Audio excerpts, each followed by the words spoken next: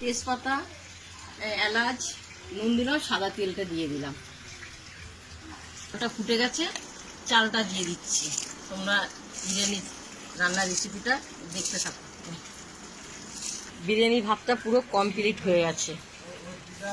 পেঁয়াজ ভাজাতে চিনি দেওয়া হচ্ছে, কালারটা ভালো হবে, বেস্তা করা হচ্ছে।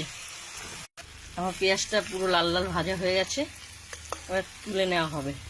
বিরিয়ানি আলুটা সিদ্ধ হয়ে গেছে, এই যে মাংসটা কষানো হবে।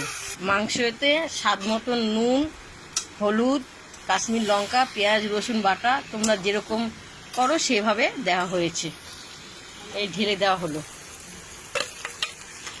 এই যে কষানো হচ্ছে। একটু চিনি দেওয়া হচ্ছে মাংস কষাবার, দেওয়া হচ্ছে স্বাদ মতন। এই টক দইটা দেওয়া হচ্ছে স্বাদ মতন। মাংস আমার পুরো কমপ্লিট বিরিয়ানির। বিরিয়ানি ফার্স্টে আলু দেওয়া হচ্ছে, দেখুন মাংস দেওয়া হচ্ছে, মানে বিরিয়ানি আমার পুরো সাজানো হচ্ছে।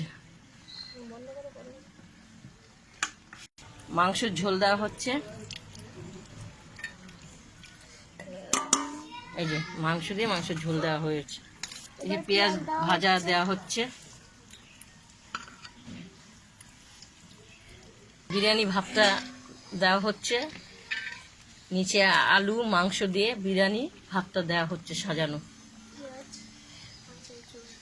বিরিয়ানি মশলা উপর দিয়ে ছিটানো হচ্ছে।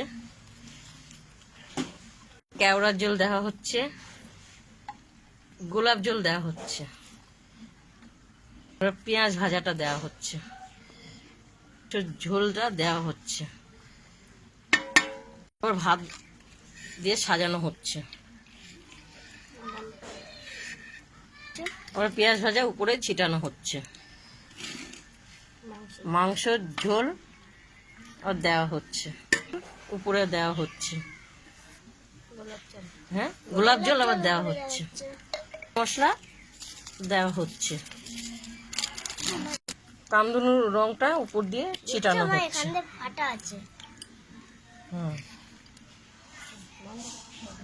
এই যে পুরো উনুনে এখন বসানো হয়েছে ভাপে।